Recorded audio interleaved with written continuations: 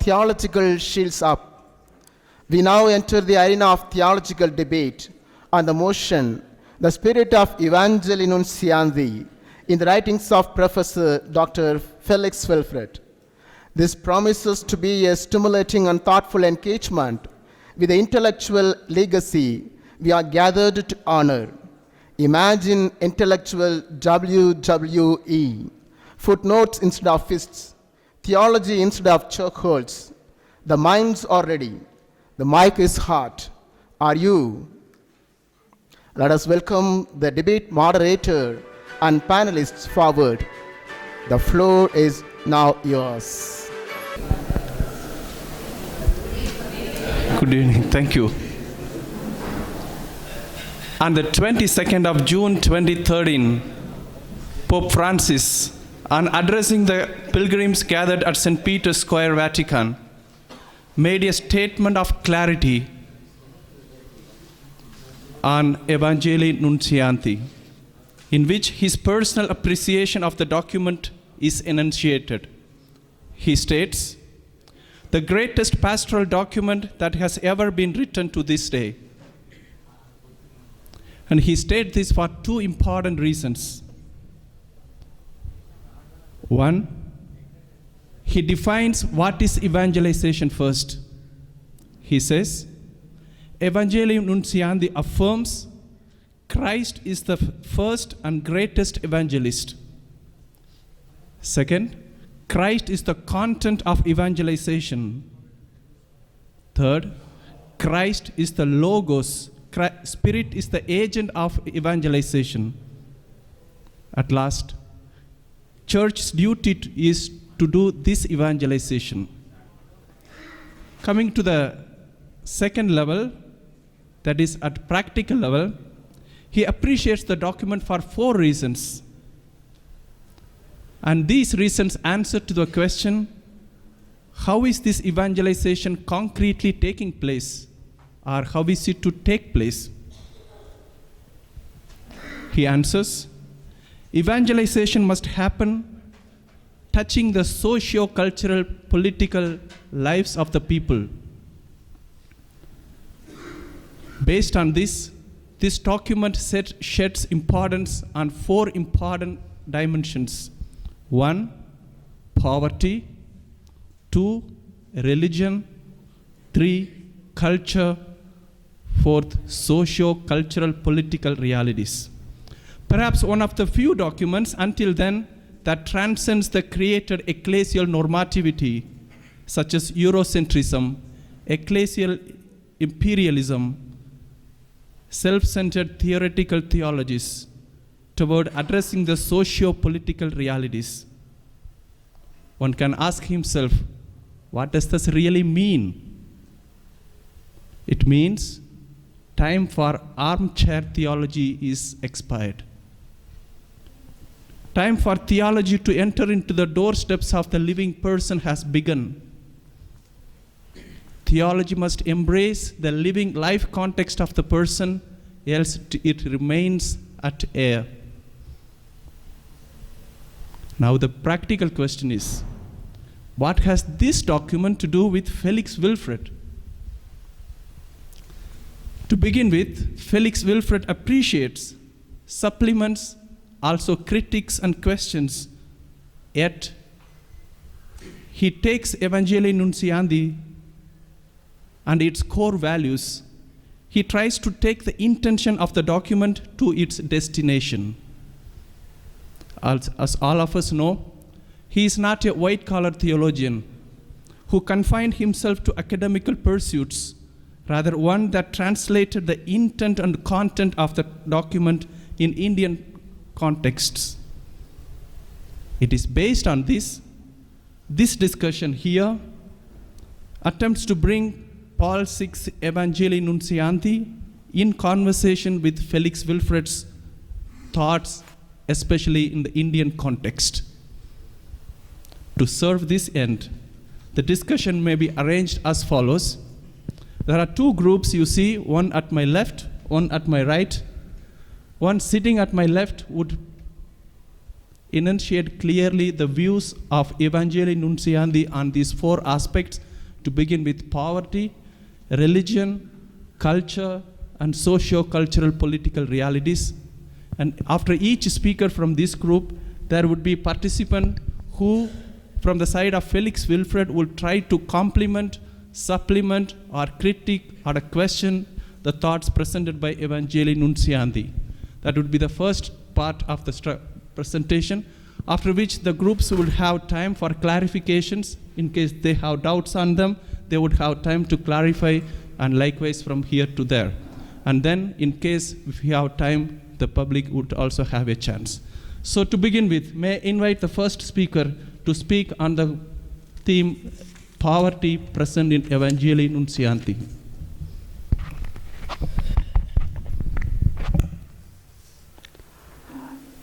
Pleasant evening to all of you. I stand here with an excitement to present a document that does not whisper about the poverty, but it thunders.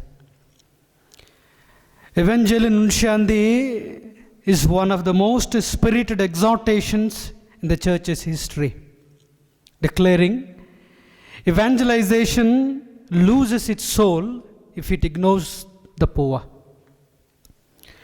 Let me begin with the heart of the document. In number 31, Pope makes a groundbreaking proclamation between evangelization and human advancement, between development and liberation. These are in fact interlinked. This is not a casual remark. It is the Pope hammering the home that evangelization must confront real human suffering, hunger, injustice, oppression, and the crushing wounds of the poor. If the gospel does not touch these realities, it becomes hollow. In number 33, Pope introduces a vision that still shapes Catholic social teaching today. Liberation cannot be confined to economics, politics, or culture alone. It must envisage the whole human being in all dimensions. This is called integral liberation. Liberation of the body, mind, heart, relationships, culture, and community. In other words, evangelization transforms the entire human person, not just one fragment. The document makes an unmistakable statement in number 30. The option for the poor is not optional. The poor are at the center of the gospel. And in number 53, Pope boldly says the poor are not merely recipients, they are evangelizers themselves. And the fire does not stop here. In number 57 and 58, Pope warns that evangelization becomes a contradiction if the church remains silent in the face of injustice. You cannot proclaim love and ignore exploitation. You cannot preach hope and walk past hunger. Evangelization demands moral conversion, social courage, and a fight for human dignity. So what does Evangelium Nuntiantii ultimately give us? Number 30, option for the poor. Number 31, evangelization is inseparable from liberation. And in number 33, integral liberation. And in number 53 and 57 and 58, the poor as witnesses, evangelization demands justice. The document does not treat poverty as a topic, it treats it as a mission. It calls the church to stand where Christ stands, with the poor, for the poor, and through the poor. Thank you.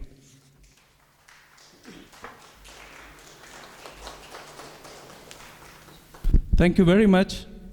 As I said, the document clearly enunciates that theologizing is not to be confined to classrooms, and theologies are not confined to concepts that are not relevant to the context. And you have beautifully brought about what it means what the document means when it speaks about evangelization. You have clearly communicated that the document involves the life context of the people, and it takes especially the poor and the marginalized into its custody, and it makes them people who are not recipients of the evangelization, rather participants and witnesses.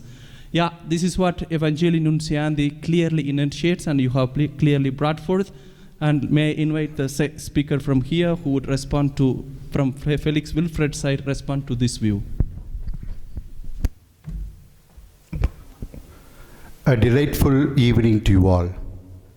My challenger spoke very well about Evangelium Nuntiantii document. He said it is like a thunder. Is thunder alone enough? Somebody saying we need lightning. Even lightning remain on the air above. We need rain which touches the soil and which gives life to all the human beings. Evangelium Nuntiantii speaks deeply about the poor. It offers foundational teaching, moral principles, and prophetic challenge. After Vatican II Council's document, Gaudium et Spes, Evangelium Nuntiantii is the first document having a strong liberational thrust. Therefore, we offer our profound gratitude to Pope Paul VI. I salute him. But at the same time, this document reincarnates through the writings of Felix Wilfred.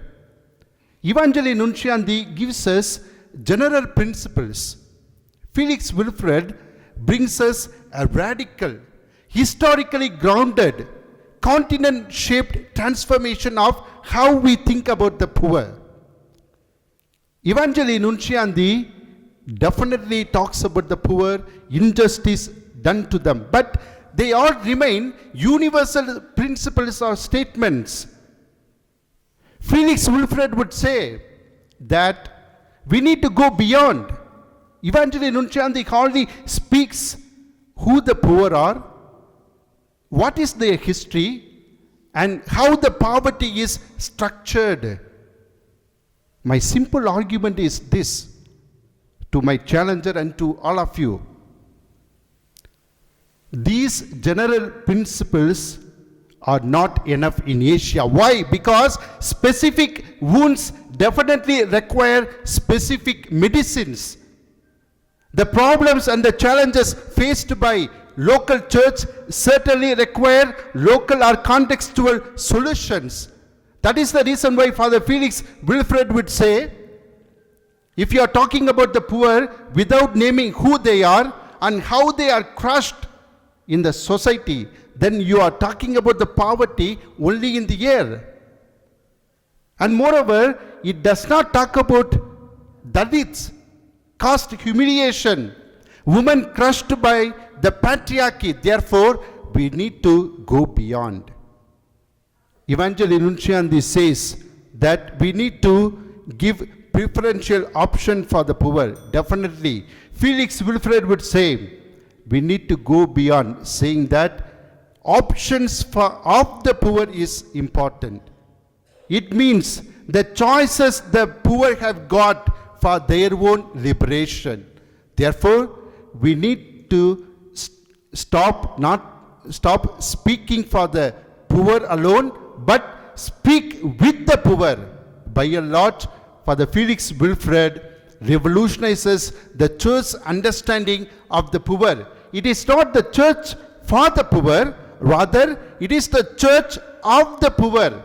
They are the decision makers and they become the organizational and missional source of the church. While Evangelium Nuntiantii gives the foundation for it, Father Felix Wilfred brings us a new theological home for the Asia's wounded and silenced poor. I would like to end it with the quote that I began. Thunder is alone not for us, not alone enough for us. We need rain which touches the soil and gives life to all the human beings. Thank you.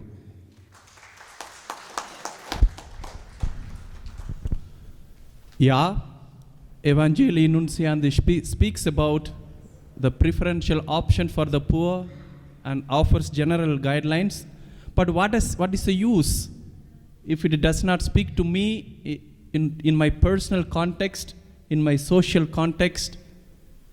Yeah, speaking of the poor is one thing, walking with the poor is another. That's the point that you have clearly brought about. It is like to a hungry man, seeing a biryani in internet is different from eating it personally. Very good. Felix Wilfred's view on this topic has been clearly brought forth. May I invite the second speaker to speak on the theme religion. Good evening to you all. Evangelium Nuntiantii number 53 speaks of the religion of Jesus. The religion of Jesus objectively places man in an authentic relationship with the plan of God, which other religions cannot succeed in doing because they have their hands stretched out towards the heaven. The church proclaims the religion of Jesus through evangelization. Evangelization is the vocation proper to the church and her deepest identity. She exists in order to evangelize. Therefore, the church keeps her missionary spirit alive. She feels responsible before all people. She sends out evangelizers. This proclamation is also addressed to the people, those who practice non-Christian religions. The church esteems and respects these non-Christian religions because they are the living expressions of the soul of vast groups of people. They carry with them the echo of thousands of years of search for God with sincerity of heart. They possess religious texts. They have taught generations of people how to pray. They are all impregnated with the seeds of the word and can constitute a true preparation for the gospel. They can offer new horizons to the missionaries of today and of tomorrow in their contact with non-Christians. Though the church respects these non-Christian religions, it doesn't stop the proclamation of Jesus Christ to all people, including non-Christians. Because the church holds that these multitudes of people have the right to know the mystery of Jesus Christ. Evangelium Nuntiantii number 48 also speaks about popular religiosity. Popular religiosity demonstrates thirst for God, generosity, sacrifice, divine attributes like fatherhood, providence, living and constant presence, interior attitudes like patience, devotion, detachment, openness to the other, and sense of the cross in daily life. Therefore, one must be sensitive to its interior dimensions and values. If it is well oriented by the evangelization, it can be a true encounter with God in Jesus Christ for the multitudes of our people. Thank you.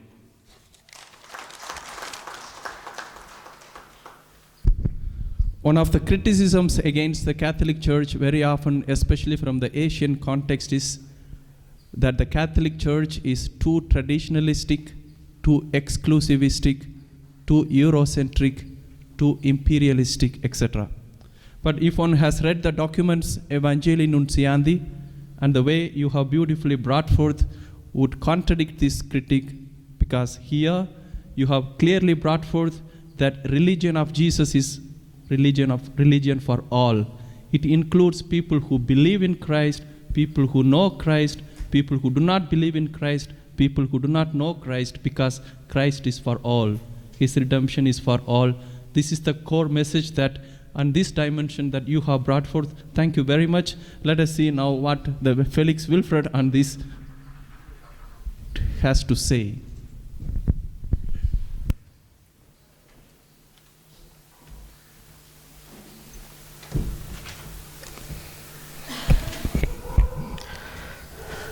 Good evening to all. Shall we do an exercise? Religious exercise only. Shall we do? Are you ready? Yeah, please Shall we rise? Only 20 seconds. Only 20 seconds. Nice. Stretch out your hand above. Think that you are not Christians, but you are Buddhist, Jainist, Sikhist, and then Taoist, or any other religion in Asian tradition. Think. Evangelium Nuntiantii says, 53 says, you can stretch toward heaven, but you can't reach. Please kindly be seated. Yes, truly, Felix Wilford engages deeply with the church document Evangelium Nuntiantii, but he strongly challenges any view that reduces other religions to mere human efforts. He asserts that divine mystery can never be exhausted within the narration of any one single religious tradition. He gives an example of how Asian traditions have fostered the web of interdependence. He notes that this tradition sees the other as part of oneself, which does not negate one's freedom. To provide a solution, Wilfred proposes that we should have genuine inter-religious dialogue, which Evangelium Nuntiantii forgot to mention explicitly. Here he gives two radical redefinitions of church universality or Catholicity, when the theology of other religion serves as a preparation for the gospel. Once again say, preparation for the gospel. See, our previous speaker mentioned this. This is how the triumphalist attitude of the church through unilateral Catholicity, where humanity is simply the recipient of the good news. Wilford arrives a great solution. We must have multilateral Catholicity, which means not only by giving, but also receiving divine wisdom and grace already active in the spiritual experience of the other religions. This mutual reception deepens our rootedness from detachment. Further, Wilfred warns us, the missionaries of today, not to adhere to the traditional descending missiology. That approach failed by creating a harmful dichotomy between the sacred and secular, by neglecting the reality of life. It is true that Evangelium Nuntiantii reflects inclusivism, but it doesn't go far enough. But Wilfred strongly advocates for pluralism, which was accepted by Pope Francis in his document, Human Fraternity.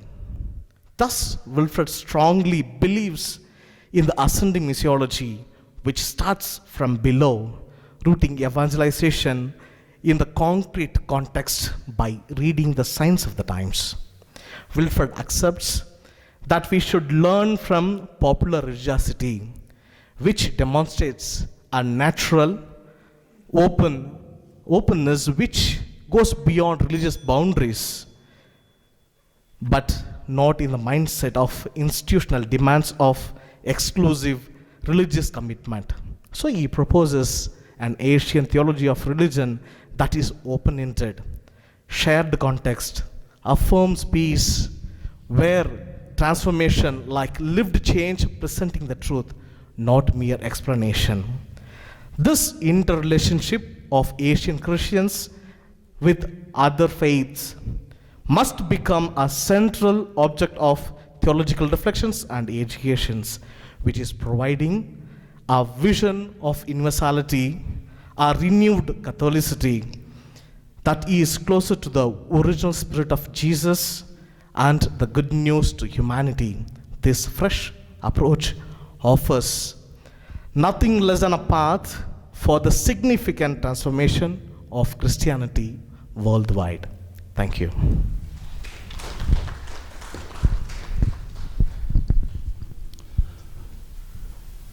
We see a lot of flowers that are used to decorate here that looks very beautiful, and it adds flavor to the stage. But then in a couple of days, it's over. Similarly, when you presented Felix Wilfred's view on Evangelium Nuntiantii, my view that I had on Evangelium Nuntiantii to be inclusivistic seemed to be withering away, because it seems to be a new, nice, decorated words of inclusivism where also this European imperialistic attitude is still present, wherein, yeah, I include you, still I remain the person who includes. But here Felix Wilfred seems to go transcending these boundaries, giving concrete steps how this proper contextualized religious transformation should take place. How should Jesus be evangelized in the context? That is to say, Christianity as a religion must walk into the doorsteps of other religions, engage dialogues, and Christianity for itself must develop an Asian, Christian, Indian theology. Concrete steps Felix Wilfred has produced that has become clearly communicated through your presentation. Thank you very much. This adds vigor to the discussion. Let me invite the third speaker from Evangelium Nuntiantii, who would speak on the dimensions of culture.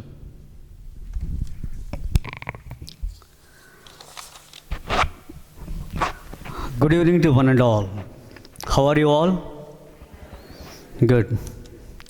Here, I would like to speak about the culture in Evangelium Nuntiantii. It gives a beautiful definition to this.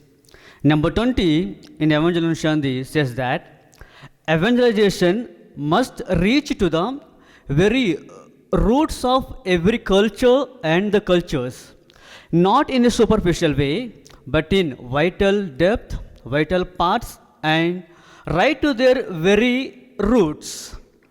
This definition becomes the foundation for all the theological inculturations.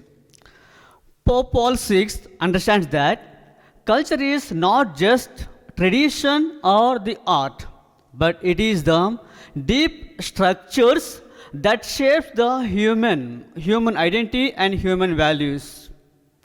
Evangelium Nuntiantii promotes respectful and non-colonial approach to the culture. It affirms some of the elements. They are: gospel is independent of every culture. Though it is independent of every culture, it is capable of permeating all other cultures without being bound to any one of them. Therefore, evangelization must begin from the people's cultural reality. Evangelium Nuntiantii affirms cultural plurality within the church. It shows that every person must express the gospel in their own language, in their own symbols, and in their own signs. But evangelization loses its effectiveness when it doesn't answer to the questions, or when it ignores the cultural people's questions, symbols, and the way of life. Here, it becomes theological foundation for the local culture, local liturgical expressions, indigenous leadership, and contextual catechesis, particularly in regions like Asia, Africa, and Latin America. Evangelium Nuntiantii connects culture to the structures of social life. It shows that culture is shaped by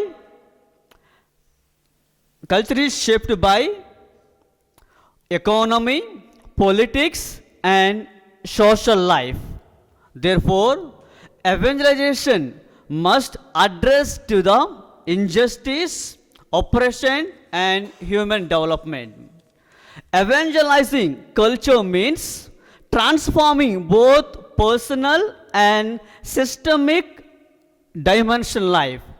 In short, Pope Paul VI says that dialogue itself is an evangelization. It is not the means for evangelization. Finally, Evangelium Nuntiantii gives some practical methods for evangelizing cultures. They are witnessing the life, preaching adapted to the culture, catechesis which are rooted in the cultural context, and media engagement and small Christian communities as cultural evangelizers. Through these concrete pathways, Paul VI shows that evangelization is not abstract theory but lived mission. Thank you. The discussion becomes intense. The speaker here said Evangelium Nuntiantii does not offer concrete proposals for practical life, but the speaker here has concretely, clearly manifested that Evangelium Nuntiantii offers clear clarity on practical steps, etc. And now you also have clearly said that culture shapes human value, culture shapes human dignity, and also the culture itself is shaped by economy, socio-political context. Therefore, our evangelization must touch the culture of the people. And you also have provided from Evangelium Nuntiantii's proposals that can be used. Thank you very much. From this, it is very clear what Evangelium Nuntiantii from this perspective has to offer to the world. Thank you very much. And now I invite the speaker is already there, expecting to deliver something for us. May I request you to do a response. ఎందరో మహానుభావులు అందరికీ వందనాలు. This is the greetings in my language. Continuing the discussion on culture, Pope Paul VI in the document Evangelium Nuntiantii states that gospel must embrace every culture and penetrates all the stratas of human existence. This document, dear friends, offers a remarkably rich appreciation of culture and emphasizes the church's duty, which includes yours and mine, to dialogue with every culture. Evangelium Nuntiantii cannot be dismissed as a peripheral or a superficial document in its treatment of culture. On the contrary, it provides a deep foundation and a theological basis of how we engage with all the cultures across the globe. However, Dr. Felix Wilfred observes this universal vision has its own limits. However, when it is read from a specific Asian context and a local Indian socio-cultural political context, Wilfred acknowledges and thanks the Pope for his significant contribution to the cultures. Yet, the document does not pose important socio-historical broken realities which determine the lives of Asian peoples. He poses sharp and important local questions. What does evangelization mean to India? What does it mean to Kasi people? What does it mean to South India? What does it mean to the Northern India? What does it mean to you and me? What about the words Dalit, tribal? What about the word Methi culture? What about the Northeastern cultures? The document has no place in that. Felix Wilfred's unique contribution is precisely this. He brings the marginalized voices, the Dalits, the tribals, the Adivasis, the women, and all the forgotten and all the excluded voices to the center of the theological reflection. For him, evangelization of culture is not merely a dialogue with a philosophical or an artistic expression of culture, but it includes necessarily the upliftment of communities which are pushed to peripheries day in and day out, and most importantly, the eradication of the systemic injustice and discrimination which is happening even till today in our country. In this sense, he aligns with Aloysius Paris, a great theologian who famously argued that liberation theology and inculturation are the two names of the same process in Asia. As Naveen rightly pointed out, Evangelium Nuntiantii affirms that gospel should be expressed in every language, every culture, and every sign and every symbol. This is really admirable. But in practice, it is not really happening. There's a persistent lingering colonial attitudes which in the life of the church. What we witness today in our own theological formations, in our own theological institutes, in our own cultures is exactly the opposite of what was being envisioned. The Western theological frameworks still continue to dominate our curriculum, and the local theology remains on the margins. This is where Wilfred's critique is sharp and prophetic. His theological project is fundamentally to critique the lingering colonial dominance in the church. In his book, Theology for Inclusive World, Wilfred vigorously argues, unless we break from these molds of colonial structures and thinking and patterns, we cannot become a truly local, inculturated, and an incarnated, liberating church.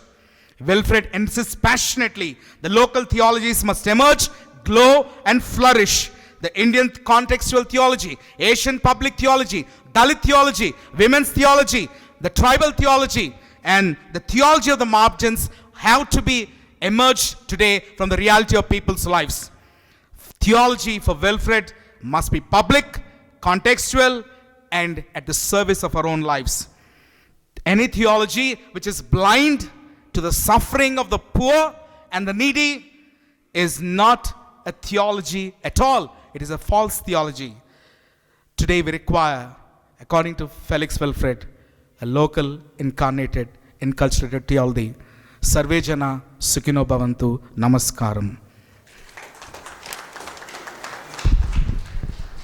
Thank you very much. Now I am sure nobody sleeps there. Thank you for the thundering speech. You know, every critic is also bound to critique. And Evangelium Nuntiantii tried to critique the traditional methods and also proposed certain proposals that can be practically used. Even then, it was very abstract. For example, it said, you must witness. You must include in catechism the local dimensions.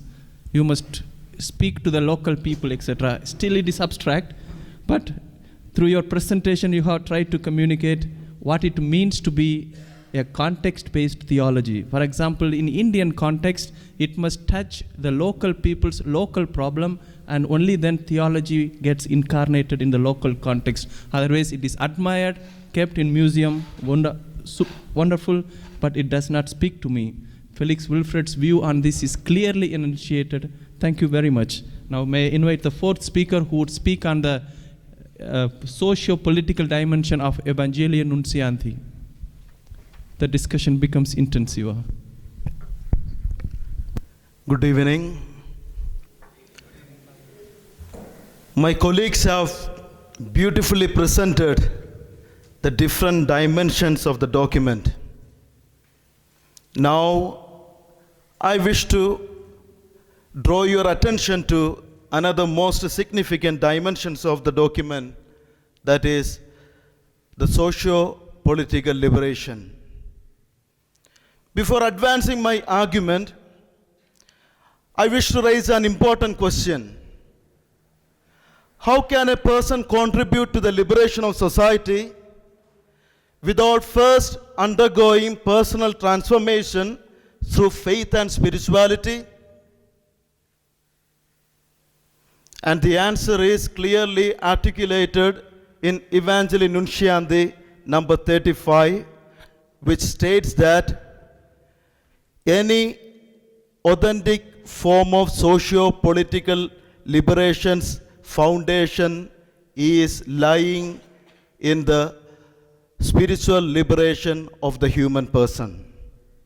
That is to say, unless the human heart is liberated from inner slavery, inner fear, inner selfishness through the transforming power of the faith, no structural reform or social change can be possible. And salvation is not merely a personal spiritual experience. Rather, it initiates a process of liberation which will gradually transform families, communities, and whole nations.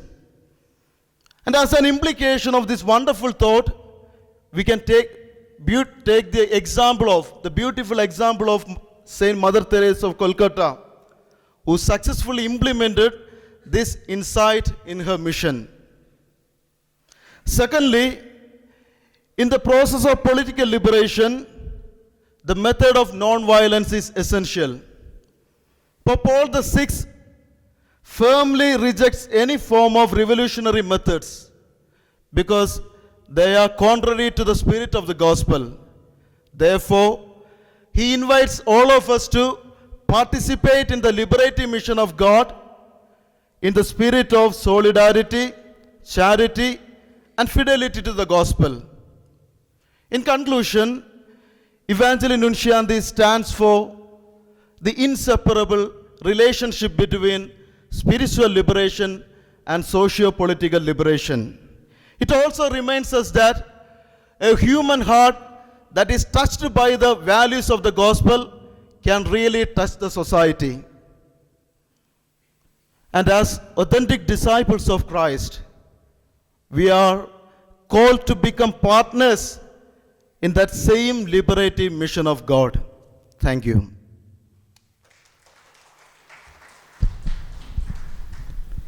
Yeah, we all stand in need of socio-political liberation, but where is the starting point? There is one Chinese theory of explanation. Suppose all of us are given 1,000 rupees today because all of us are equally treated. And if all of us are not spiritually transformed, then we will fight for the 1 rupee that the neighbor has, and we would not be happy about the 1,000 rupees that is given to us. That is to say, a real socio-political change in the society must begin to happen through one's own spiritual liberation from the bondages to which one's spirit is enslaved. That is the beautiful thought that Evangelium Nuntiantii has brought, and you have clearly enunciated this dimension of the document. Thank you very much. Now let us say it can also, from the experience of sharp contradictions on certain issues, I'm really looking forward to listen to what Felix Wilfred would say on this spiritual liberation to socio-political liberation. Pleasant evening to all of you. Evangelium Nuntiantii, a well-written post-synodal document. We, the group who are in right side, are here to accept and appreciate the document, not to negate. Yet, we have our own doubts and concerns. We are celebrating the 50th year anniversary of the document. But why? To have a copy of the document in ourselves and to have an adoration or to admire? What then is the role of the theologians and the missiologists? Simply raising the hands and say Amen and be silent? If so, why do we need theologians and the missiologists? Pope Francis, in his exhortation, Evangelii Gaudium, quoted many times this Evangelium Nuntiantii, but he went beyond.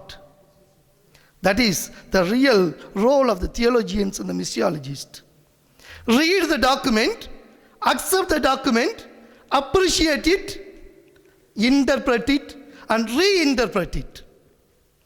Felix Wilfred is one such prophetic voice. My friend pointed out 2 numbers from the document to support his view of socio-political liberation. Number 35 and 37. Number 35 speaks about the spiritual liberation.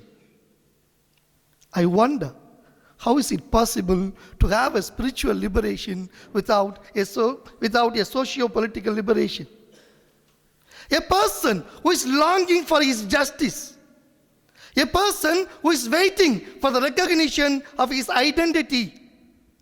A person who is longing for his daily livelihood. How can we speak to that person about the spirituality? First, give what is his justice. Accept and appreciate his identity. Make sure he has his livelihood. Then he is able to listen your spirituality. David Bosch, the biblicist and the missiologist, beautifully quoted, while the problem of my bread is economical issues, but the problem of my neighbor's bread is a spiritual issue.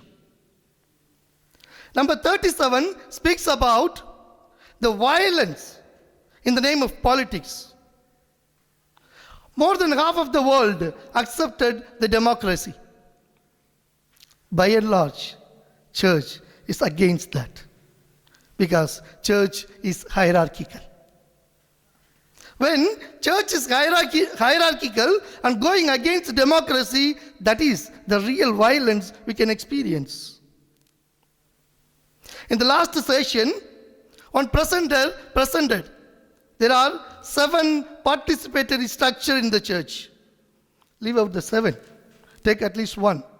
How much? The margins are allowed to take part. At least now, the margins' voices are heard in the basic Christian community. That has to be increased. The voice of the margins should be heard in our churches. Then we can speak that we have the real democracy, unless we cannot claim it. If we are not giving that democracy, then church is having so much violence than in the politics.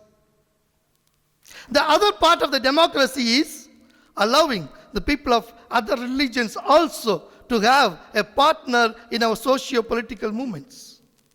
Once, if they have the idea or if they are taking part in a socio-political movement, then automatically they share our spirituality.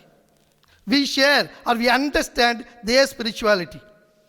Once we go hand in hand, then we can see the new heaven and the new earth according to the chapter 21 in Revelation. If you pray daily, your kingdom come, it will never come unless I work for it. To work for it, we should put this document into the concrete situations. If we do so, then Father Felix Wilfred will be proudly looking at us from heaven. Thank you.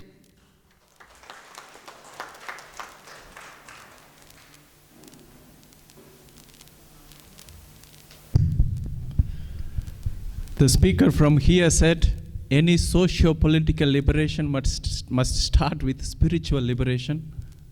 It made sense to me that time. Now he says, any spiritual liberation is possible only when socio-political liberation is obtained.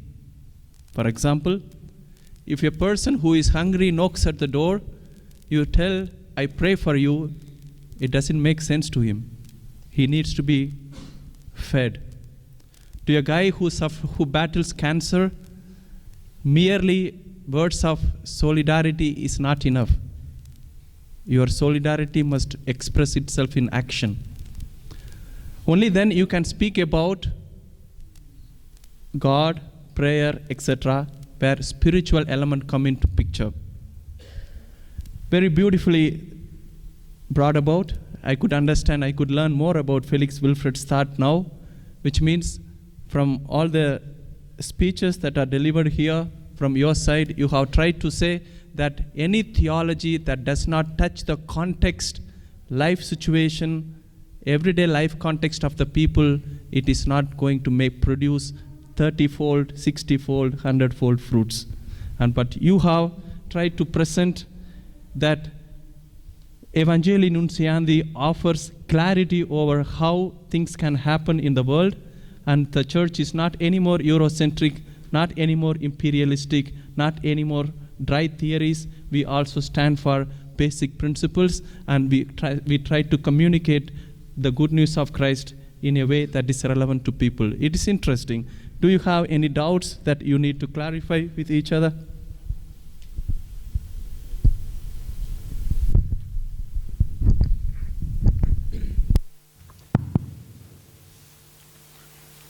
My question to Father Tony Paul.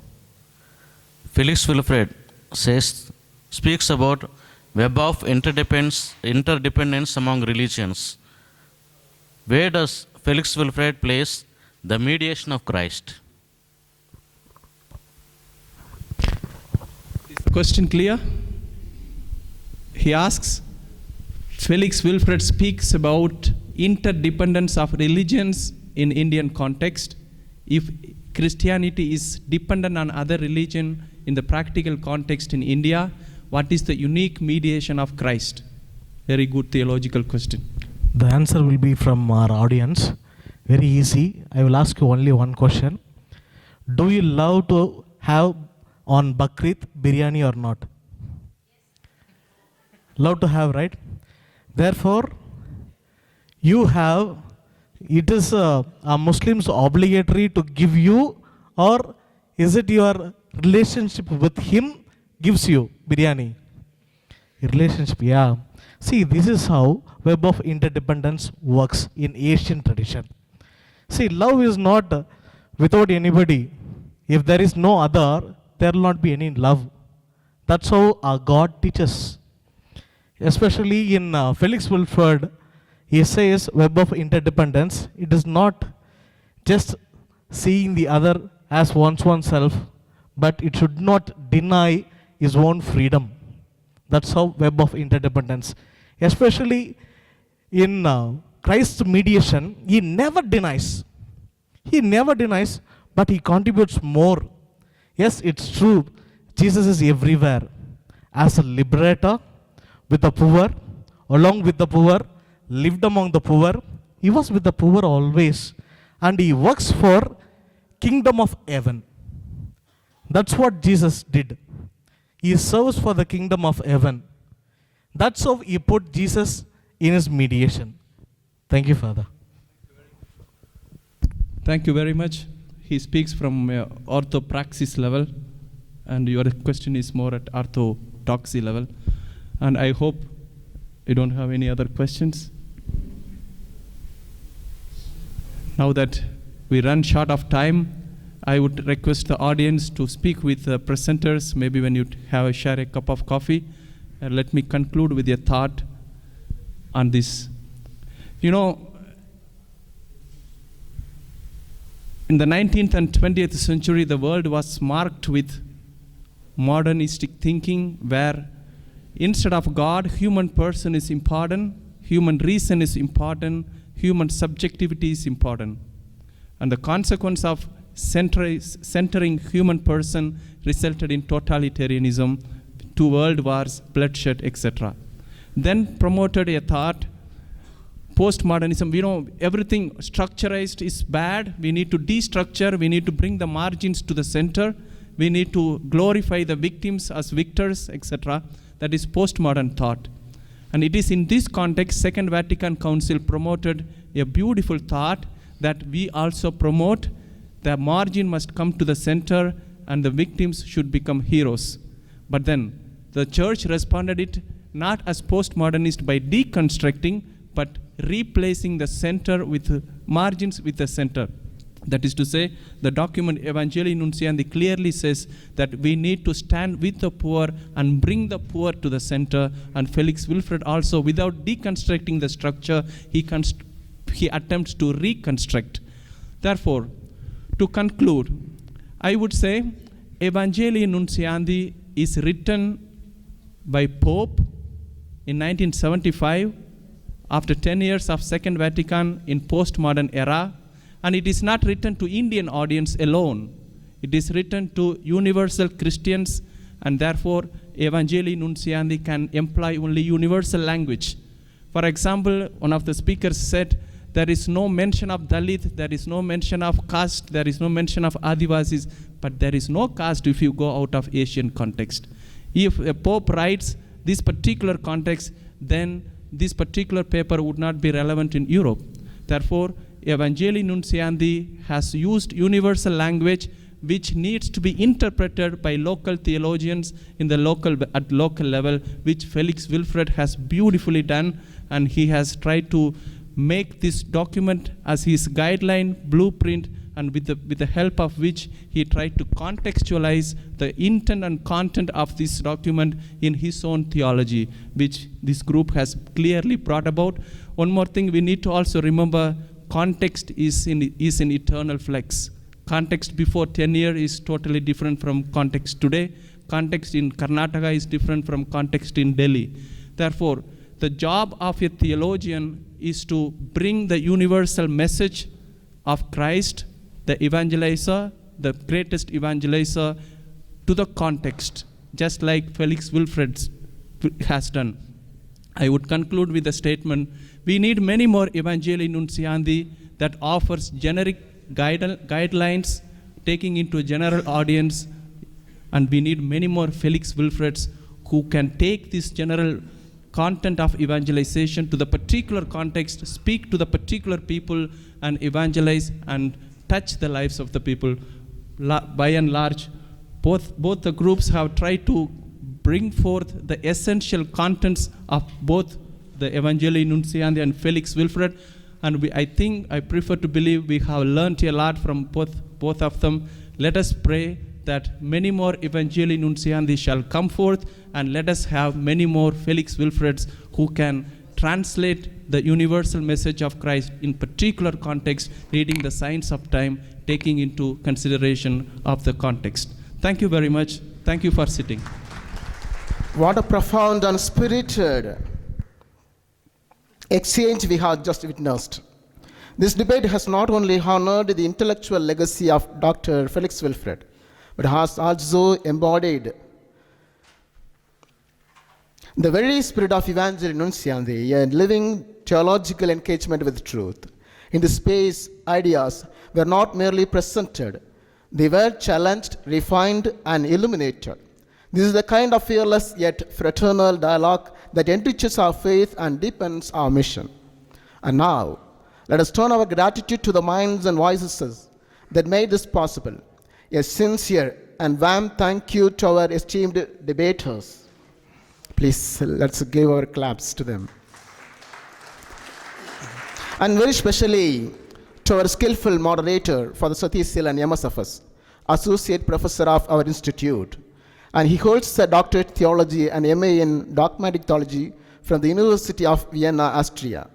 Your rigor, your reverence, and your intellectual charity have gifted us with a truly memorable dialogue. Now I invite Father Thomas to honor him with the shawl and gift.